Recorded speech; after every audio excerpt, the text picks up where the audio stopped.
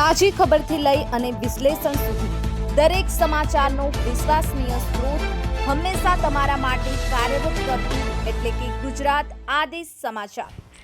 હિંમતનગર તાલુકાના સાહેબપુર ગામે કરોડો રૂપિયા ખર્ચીને રોડ બનાવેલો રોડ પર થીગડા મારવા પડ્યા છે। સાબરકાંઠા જિલ્લાના હિંમતનગરના નવાનગરથી લઈને સાહેબપુર સુધી 5 કિમીના અંતરે નવો રોડ બનાવવામાં આવ્યો હતો, પરંતુ આ રોડની થીગડા મારવા પડ્યા છે। ગ્રામજનો દ્વારા જણાવ્યા મુજબ આ રોડ છે તે 5-6 મહિના પહેલાં જ બનાવવામાં આવ્યો હતો, પરંતુ ગ્રામજનો કહેવાય છે ચોમાસું વિદાય લે તે પહેલાં અડધા રોડની વિદાય લઈ લીધી છે। હાલમાં સાહેબપુરનો આ મુખ્ય માર્ગ નવો બનાવાયો હતો, પણ શોલ્ડર સાઇઝ પર નબળી કામગીરી છે તે જોવા મળી હતી। ઘણા વર્ષો પછી ગ્રામજનોને કરોડોનો રોડ મળ્યો હતો, પણ હાલ ખાડા જોવા મળ્યા છે।